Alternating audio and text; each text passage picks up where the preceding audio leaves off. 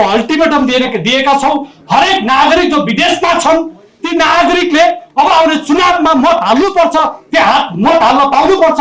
त्यहीबाट आज हामी यहाँ सानो उद्देश्यलाई आएका छैनौँ। आज यहाँ आउनुको मुख्य उद्देश्य भाद्र 23 गते, विशेष गरी म मेरो कुरा भन्छु, भाद्र 23 गते जब राज्य सत्ताको दमन नभएर त्यतिखेर गरेका अकर्मण्य क्रियाकलापको विरुद्धमा हामी सडकमा आएका थियौँ। आइरहँदा हामी संसद भवन पुगिसके पश्चात त्यहाँ गोलीका बराबर ठुला ठुला गोलीहरू बर्साउन थालियो। त्यो एउटा गोलीले मेरो खुट्टामा पनि लाग्यो र सँगसँगै मेरो खुट्टामा त लागेको थियो मसँगै साथी बनेर हिँडेको एकजना साथी जो नेपालगञ्जको हुनुहुँदैछ, मैले पछि थाहा पाएको थिएँ, सुलभ कुमार श्रेष्ठ, उहाँलाई हात समात्ने क्रममा गर्लान गुर्लुममा कहाँबाट गोली आयो थाहा छैन। त्यो गोली पछाडिबाट आउँछ, टाउकोमा लाग्छ, त्यो टाउको 2 फ्याक पर्छ। मैले त्यो साथीको पछाडि टाउको यसरी समाइरहँदा यो मेरो हात त्यो टाउकोमा थिएन साथी हो, यो मेरो हात टाउको भित्रको गिदीमा थियो। यस्तो फाट्ट निकाल्छु हात, मैले हातभरि रगत छ, गिदी छ। यो म आज यही ड्रेस लगाएर आएको छु तपाईलाई थाहा होस्, ताकि म त्यो पहिचान भुल्न नसकु, त्यो दिनको दुःखद दृश्य भुल्न नसकु भनेर आज यही प्यान्ट हो, यही टी सर्ट हो, यही जुत्ता हो। यो टी सर्टमा अझै पनि कहीँ कहीँ रगतका टाटा देख्छु मैले, यो प्यान्टमा पनि कहीँ न कहीँ रगतका टाटा छन्, ताकि यो रगतका टाटा देखिरहँदा म जीवनमा कहिल्यै पनि यो आन्दोलनमा किन गएको थिएँ र यो आन्दोलन किन भएको थियो भनेर कहिल्यै भुल्न नसकु। यदि कुनै समयमा भुल्न लागिहाले पनि म यो टी सर्ट प्यान्ट र जुत्तालाई नसुत्ने ओछ्यानभन्दा अगाडि राखेको छु।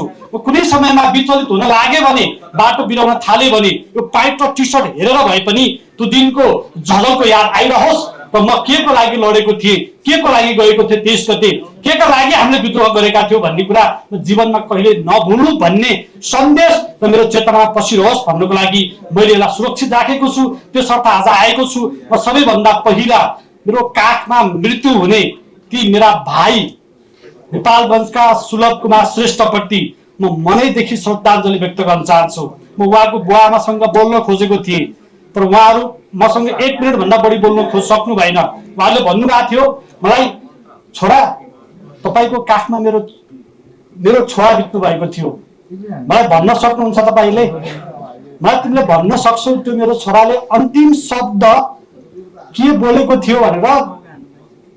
त्यो उहाँहरू राम्रोसँग बोल्न नै सक्नु भएन बिचरा। उहाँको मामा, उहाँको बुवा हुनुहुन्थ्यो। मैले यहीबाट सार्वजनिक गरिरहेको छु, म उहाँलाई वचन दिएको छु, म यहाँबाट पनि वचन दिन्छु, बुवा आमा तपाईको छोरा त मेरो काखमा बित्नु भएको छ। मैले सकिनँ उहाँलाई बचाउन, पछि एम्बुलेन्समा राखेर ट्रामा पनि लगेँ मैले, तर यहाँबाट एउटा प्रतिबद्धता जाहेर गर्छु मैले। तपाईको एक्लो मात्र छोरा हुनु रहेछ बिचरा उहाँको पनि, तपाईको छोरा त गुमाउनु भयो, यो संसारमा रहनुहुन्न। तर ढुक्क हुनुस्, जसको काखमा तपाईको छोरा बितेको थियो त्यो छोरा तपाईको लागि जिउँदो छ। त्यो छोराले तपाईको छोरा जुन उद्देश्यको लागि बित्नु भएको थियो, शहादत प्राप्त गर्नुभएको थियो, उहाँको सपना म पुरा गर्छु, हामी पुरा गर्छौँ भन्ने दृढ विश्वास लिएर आज म यो मैदानमा छु, आज म यहाँ छु। र उहाँको त्यो मृत शरीरको टाउकोमा पनि मैले हात राखेर कसम खाएको थिएँ। मलाई नाम त थाहा थिएन त्यति बेलामा, मैले भनेको थियो टाउकोमा हात राखेर, भाइ तिमी त मर्यौ, तिमी त गयौ, तर तिमी जे भनेर गएका छौ, जे उद्देश्यले तिमी यो संसारबाट बिदा भयौ नि, कसम खान्छु भाइ, तिमीलाई जसले मार्यो ती हत्यारालाई कारवाही गराएरै छोड्छु, र तिमी जेको लागि मर्यौ त्यो सपना पुरा गराएरै छोड्छु। हो, आज त्यही भावनाले तान्दै तान्दै तान्दै तान्दै त्यो दिनदेखि लिएर आजसम्म परोक्ष अप्रत्यक्ष ढङ्गले विभिन्न आन्दोलनदेखि लिएर, वार्ता कमिटीदेखि लिएर, साथीहरूलाई एकजुट गराउने कामदेखि लिएर विभिन्न काममा म कुनै ठाउँमा प्रत्यक्ष कुनै ठाउँमा अप्रत्यक्ष ढङ्गले सहभागी भएकै थिएँ। तर दिन बितिरह्यो, मैले देखेको सपना, मेरो काखमा बितेको त्यो सुलभ कुमार श्रेष्ठको सपना कहिल्यै पनि पुरा होला जस्तो लागेन। सरकारमा हामीले पठायौँ सुशीला कार्कीलाई, हामीले सहमत गरेर पठायौँ, हामीले छानेको होइन, हामीले सहमत गरेर पठायौँ। तर उहाँहरूको क्रियाकलाप देख्दा मलाई दुःख लाग्छ। आज हामी जसको लागि लडेको थियौँ र जसलाई त्यो सरकारमा पुर्याउन लडेका थियौँ, त्यही सरकारले आज हामीलाई अपराधी करार गर्दैछ। त्यो गोली मेरो खुट्टामा लाग्यो, यसर्थ तपाईँको अगाडि उभिन सकेको छु। सोच्नुहोस् त, त्यो गोली यहाँ लागेको भए म के हुन्थे? शहीद। यहाँ लाग्यो म शहीद, खुट्टामा लाग्यो म अपराधी। यस्तो पनि हुन्छ कानुनमा कहिल्यै। यसर्थ यहाँबाट ती सबै आन्दोलनकारीहरू, आन्दोलनमा उभिएका सबै साथीहरू, आन्दोलनमा सहभागी हुनुभएका सबै साथीहरू, तपाईँको साथमा म छु, हामी छौँ भन्नुको निमित्त आजबाट जेन ठोस नेपाल आएको छ। ढुक्क हुनुहोस्, तपाईँ कति पनि विचलित नहुनुहोस्। तपाईँ परिवर्तनको संवाहक हो, तपाईँलाई माला लगाउनु पर्छ, पूजा गर्नुपर्छ। तपाईँ परिवर्तनको संवाहक हो भनेर विद्रोही हो भनेर घोषणा गरिनुपर्छ। पूजा गर्ने मान्छेलाई, सम्मान गर्ने मान्छेलाई आज अपराधी बनाउन खोजिएको छ। तर कसले? यही सरकारले हो। आज हामी यो सरकारको फेरि राजीनामा माग्दैनौँ। गल्ती गर्यो, हामीले भने अनुसार काम गर्न सकेन, तर यसको मतलब हामी राजीनामा माग्न खोजिरहेका छैनौँ। हामी राजीनामा माग्दैनौँ, हामी जवाफदेही माग्छौँ, जवाफदेहिता बनाउँछौँ। हामी तिमीलाई सरकार छोड भन्दैनौँ, तिमीलाई केही हक छन् गृहमन्त्रीज्यू, ती हक छोड्नुहोस् भन्छौँ। हामी तपाईँलाई सडकमा राजीनामा पनि कुनै हालतमा माग्दैनौँ। तपाईँ केवल नागरिकको अपेक्षा र इच्छा अनुसार चल्नुहोस् मात्र भन्छौँ। तर यदि तपाईँ नागरिकको इच्छा र अपेक्षा अनुसार चल्न सक्नु भएन भने तपाईँ आफै डिक्लेयर गर्नुपर्छ, म सकिनँ। 76 जनाको लासमाथि त्यो लासको रगत माथि कुर्सी टेकेर बनेको प्रधानमन्त्री र गृहमन्त्री या विभिन्न मन्त्रीहरूले म काम गर्न सकिनँ भनेर डिक्लेयर आफै गरिदिनुहोस्। हामी यहाँबाट राजीनामा माग्दैनौँ, त्यो कोसिस हामी गर्दैनौँ।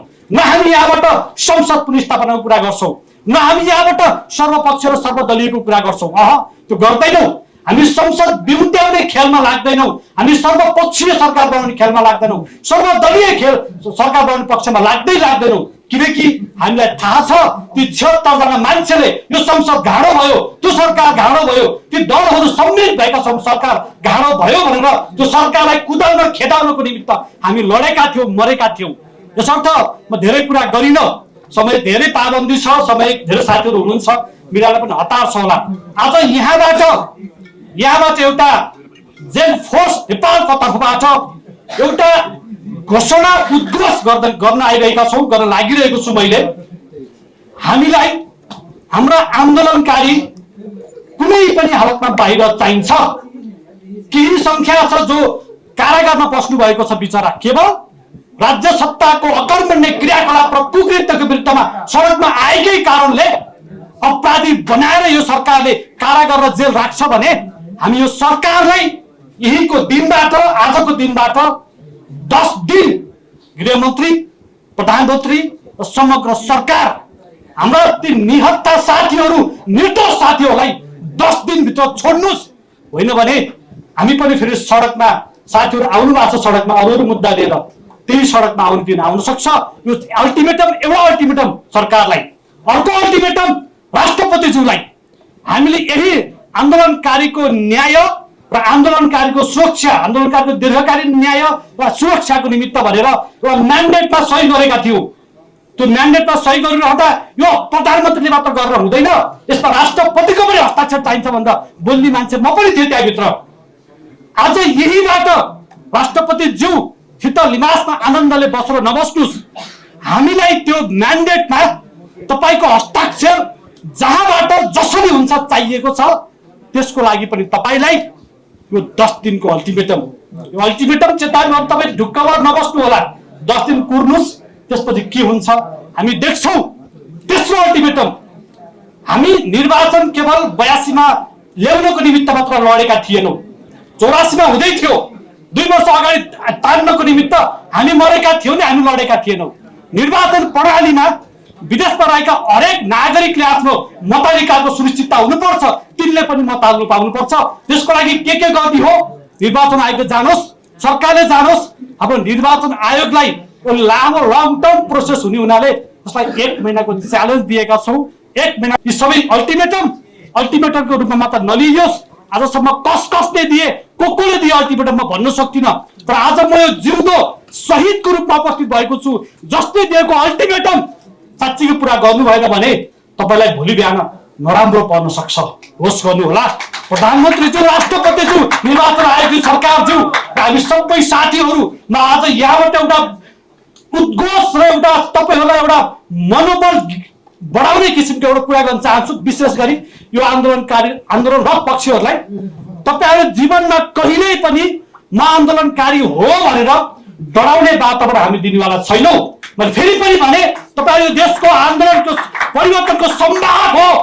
तपाईँहरू आउनुपर्छ म आन्दोलनकारी हो भनेर छाती फुलाएर, छाती ठोकेर हो म उपस्थित भए, हो म लडे भनेर आउने दिनको सुनिश्चितता हामी गर्छौँ। यो तपाईँलाई कसैले आतंककारी भन्छ, बेइमानी भन्छ, गलत भन्छ, गद्दार भन्छ भने खबरदार, त्यसको विपक्षमा र त्यसको प्रतिकारमा आजबाट हामी उभिन्छौँ। यति भन्न चाहन्छु। र सरकार सम्बद्ध पक्ष सबै साथीहरू, जेएनजीका नेतृत्वहरू र सँगसँगै सबै पत्रकार साथीहरूलाई यसमा बढी सचेत रहन अनुरोध गर्न चाहन्छु। धन्यवाद।